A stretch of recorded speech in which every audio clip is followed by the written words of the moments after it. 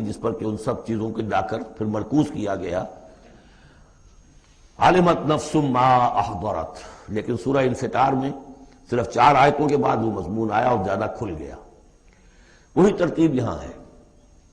اس میں یہ دیکھیے کہ 8 آیتیں آئیں گی کہ جس میں قسمیں ہیں، اور 2 آیتوں میں پھر جواب القسم ہے، کس بات پر قسم کھائی گئی ہے، اور وہ بڑا مرکزی مضمون ہے، بنیادی مضمون ہے. اگلی صورت میں سورۃ اللیل میں قسموں والا حصہ کم ہو جائے گا اور وہ بنیادی مرکزی مضمون مزید کھلے گا. پھر اس میں سے جو ایک پہلو ہے اس مضمون کا وہ پھر اپنے نقطۂ عروج کو پہنچے گا سورۃ الضحیٰ میں. اس طرح تدریجاً یہ مضمون آگے بڑھ کر مکمل ہو رہا ہے. والشمس وضحاها، قسم ہے سورج کی اور اس کی دھوپ کی. والقمر اذا تلاها، اور قسم ہے چاند کی جبکہ وہ اس کے پیچھے آتا ہے. تلاہا، تلا یتلو، پیچھے آنا، فالو کرنا. قرآن مجید کی تلاوت کا لفظ بھی اسی لیے، پڑھنے کے لیے تلاوت کیا ہے کہ آپ اس کے ٹیکسٹ کو فالو کر رہے ہوتے ہیں. بسا اوقات انگلی بھی ساتھ چلتی ہوتی ہے. جو زیادہ ماہر نہیں ہوتے ان کو دیکھا ہوگا کہ وہ کہیں ایسا نہ ہو کہ اس سطر کو چھوڑ کے اس پہ آ جائے، انگلی ساتھ چلاتے ہیں. اور اسی سے پھر یہ کہ اس کا اس قدر معنی پیدا ہو گئے کہ قرآن مجید پڑھنے کا جو حقیقی مقصد ہے اسے فالو کرنا ہے، اس پر عمل کرنا ہے، اس کا اتباع کرنا ہے. اس اعتبار سے بہترین لفظ جو ہے وہ اختیار کیا گیا. لیکن لغوی معنی اس کے کیا، کسی کے پیچھے آنا. تو قسم ہے سورج کی اور اس کے دھوپ چڑھنے کی، اور قسم ہے چاند کی جبکہ اس کے پیچھے آتا ہے. والنہار اذا جلاھا، اور قسم ہے دن کی جبکہ وہ اس کو روشن کر دیتا ہے. اگرچہ شکل تو یہ ہے کہ سورج سے دن روشن ہوتا ہے، لیکن یہاں اس میں بہت لطیف نقطہ پیدا کیا ہے کہ دن ہوتا ہے تو ہمیں سورج نظر آتا ہے، تو گویا کہ دن نے سورج کو نمایاں کیا ہے. اس لیے کہ آگے اس کا ہم بدن آ رہا ہے واللیل اذا یغشاھا، اور قسم ہے رات کی جبکہ وہ اس کو یعنی سورج کو ڈھانپ لیتی ہے. سورج کو رات نے ڈھانپ لیا، دن نے گویا کہ اس کو نمایاں کر دیا. والسماء وما بناھا، اب دیکھیے جوڑے جوڑے آ رہے ہیں یہ سورج اور چاند، دن اور رات. والسماء وما بناھا، اور قسم ہے آسمان کی اور جو اسے بنایا، تعبیر کیا. والارض وما طحاھا، اور قسم ہے زمین کی جبکہ اس کو پھیلا دیا، بچھا دیا، بچھونا بنا دیا. ونفس وما سواھا، اور قسم ہے نفس انسانی کی اور جو اس کو بنایا اور درست کیا، اس کو نک سک سے درست کیا، اس کا تسویہ کیا، اس کو سنوارا. فَأَلْهَمَهَا فُجُورَهَا وَتَقْوَاهَا، یہاں تک کہ اس کے اندر نیکی اور بدی کا علم الہامی طور پر رکھ دیا، الہام کر دیا اسے، اس کا فجور بھی اور اس کا تقوی بھی. اب یہاں قسم کھائی گئی قد افلح من زکاھا وقد خاب من دساھا، جس نے بھی اپنے نفس کو پاک کر لیا وہ کامیاب ہو گیا، اور جس نے اسے مٹی میں دفن کر دیا وہ ناکام ہو گیا. اصل مضمون یہ ہے مرکزی 2 آیات کہ انسان کے پاس کوئی ایک امانت ہے، اس کا ایک نفس ہے جو اللہ نے اسے دیا ہے. اس نفس کو جس نے پاک کر لیا، سنوار لیا، بنا لیا، جس کے لیے ہم مختلف الفاظ استعمال کرتے رہے ہیں، تعمیر سیرت، تعمیر خودی، کریکٹر بلڈنگ. ایک انسان اپنی شخصیت کو بناتا ہے، تو جس نے تو صرف بنانا لیکن اس کے علاوہ پاک کرنا، بنانا اس معنی میں کہ تمام رذائل سے اس کو پاک کیا جائے اور فضائل سے اسے سنوارا جائے، اسے منور کیا جائے، مزین کیا جائے. تو جس نے اپنے نفس کو پاک کر لیا، مزین کر لیا، فضائل سے مرصع کر لیا، مسجع کر لیا، وہ کامیاب ہو گیا. خواہ یہاں پر اس کے پاس جائیداد نہ بنی ہو، دولت اس کے پاس جمع نہ ہوئی ہو، دنیا والے اس کو جانتے بھی نہ ہو، وہ غیر معروف آدمی ہو، کچھ بھی ہو. یعنی ایک معیار ہے کامیابی ناکامی کا جو ہم لوگوں کے سامنے رہتا ہے.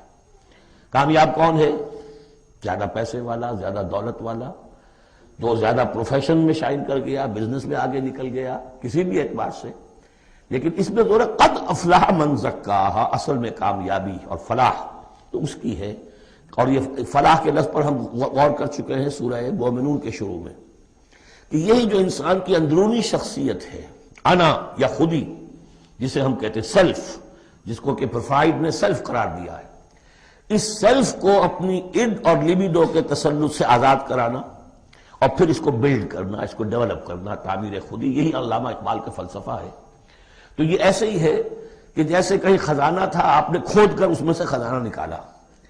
تو یہ ہمارا سیلف جو ہے، ہماری خودی جو ہے، یہ بھی در حقیقت ہمارے اس حیوانی وجود کے اندر دفن ہے. اس حیوانی وجود کے اندر سے اس کو برآمد کرنا، جیسے کہ آم کی گٹھلی پھٹتی ہے تو اس میں سے 2 پتے نکلتے ہیں تو اس سے آم کا درخت بننا شروع ہوتا ہے. اسی لیے وہ جو میں نے آپ کو وہ اس کا اپنشد کا جملہ بھی سنایا تھا کہ man is in his ignorance identifies himself with the material sheets which encompass his real self. اصل خودی، اصل انا، اصل میں وہ کون ہے؟ یہ میرا وجود ہے، یہ میرا جسم ہے، یہ میرے ہاتھ ہے، یہ میرے پاؤں ہیں. لیکن میرا میں ایک پوزیسو موڈ میں ایک پروناؤن آیا ہے. تو جو پوزیس کر رہا ہے جسم کو، وہ کون ہے؟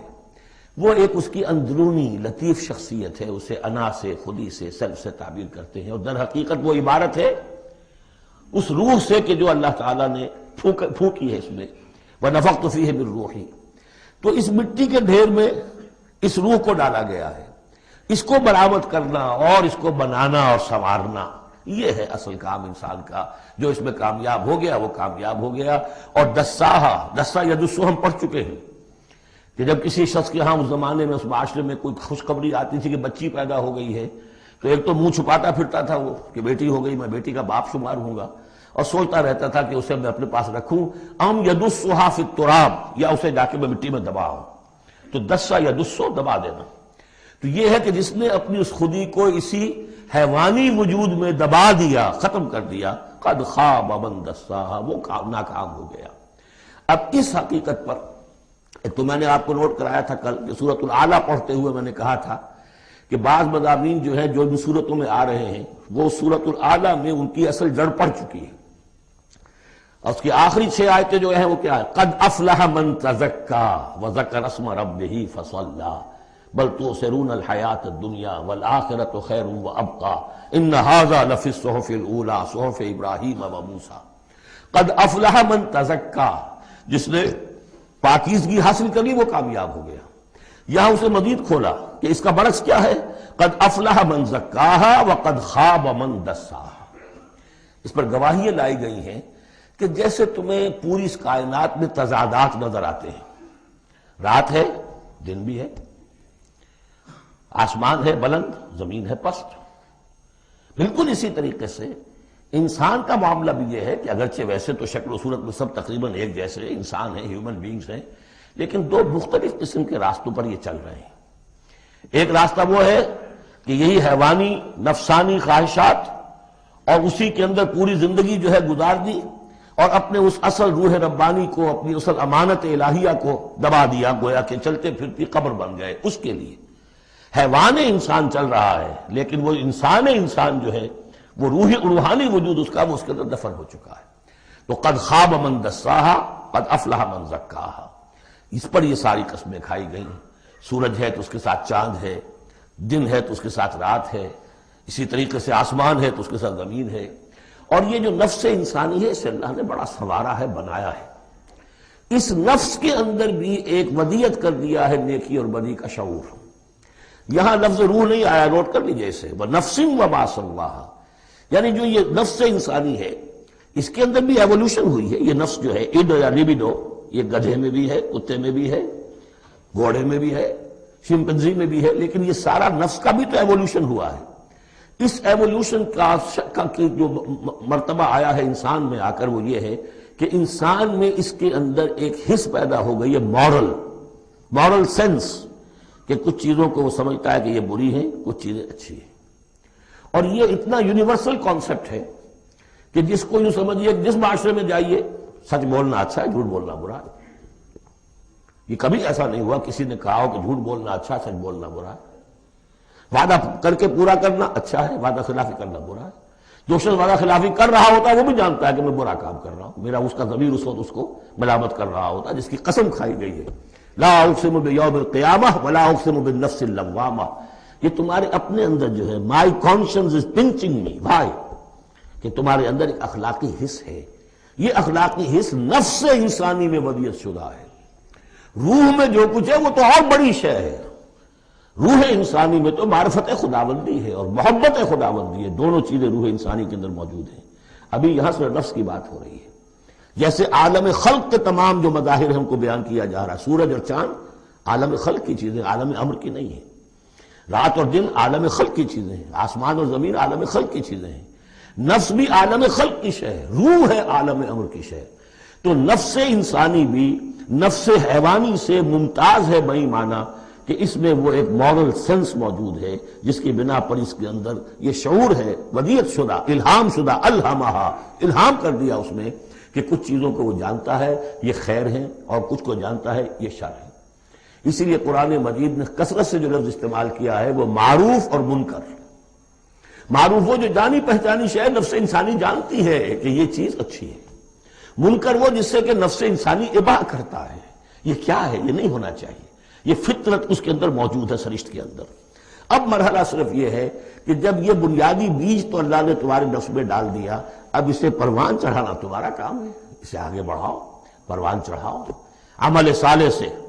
الیہ یصعد الکلم الطیب والعمل الصالح یرفعہ.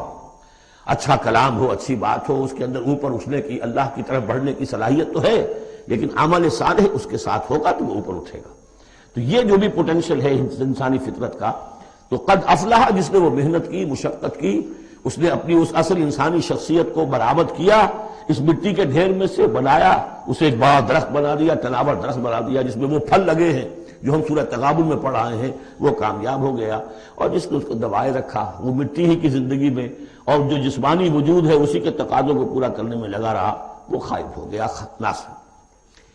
اس کے بعد یہ کہ یہ معاملہ جس طرح انڈیویجولز کا ہوتا ہے ایسے ہی کسی معاشرے کا بھی ہوتا ہے. معاشرے میں بھی کچھ لوگ ہوتے ہیں کہ جو خیر کی طرف بلانے والے، کچھ ہوتے ہیں کہ جو بدی کی طرف بلانے والے.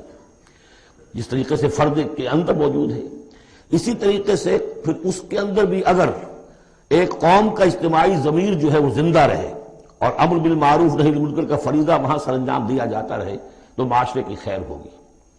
اور اگر اخلاقی حزب بحیثیت مجموعی اس درجے کمزور ہو جائے کہ قوم کا اجتماعی ضمیر مردہ ہو جائے اور پھر اسے حصی نہ رہے، وائے ناکامی متائے کارواں جاتا رہا، کارواں کے دل سے احساس زیاں جاتا رہا، وہ احساس ہی نہ رہے اجتماعی سطح پر کہ یہ بدی ہے اور یہ برا کام ہے، یہ منکر ہے، تو پھر وہ تباہ ہوتی ہے. اس کی ایک مثال دی ہے، کذبت ثمود بطغواہا. قوم ثمود نے بھی جھٹلایا تھا اپنی سرکشی کے باوجود. اذ انبعث اشقاہا.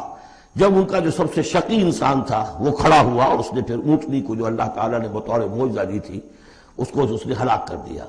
قال لهم رسول اللہ ناقۃ اللہ وسقیاہا. ان سے کہہ دیا تھا اللہ کے رسول نے کہ دیکھو یہ اللہ کی اونٹنی ہے اور اس کا پانی پینے کی جو باری کا دن ہے اس میں کوئی گڑبڑ پیدا نہ کرنا. فکذبوہ فعقروہا. انہوں نے اسے جھٹلا دیا اور اس کی کونچیں کاٹ ڈالی. فدمدم علیہم ربہم بذنبہم. تو الٹ پڑا اللہ تعالیٰ کی طرف سے ان پر عذاب ان کے گناہ کی پاداش میں. فسواہا. اللہ نے سب کو برابر کر دیا. ولا یخاف عقباہا. اور اللہ تعالیٰ کو اس کا کوئی ڈر نہیں کہ اس کا کیا نتیجہ نکلے گا. اس کی مخلوق تھی، اس نے ختم کر دیا اور مخلوق کو وہ لے آئے گا. تو انفرادی اور پھر اجتماعی ان دونوں چیزوں کو اس صورت کے اندر جمع کر دیا گیا. اب یہاں سے جو مضمون شروع ہوا ہے دیکھیے اگلی صورت میں کھلے گا.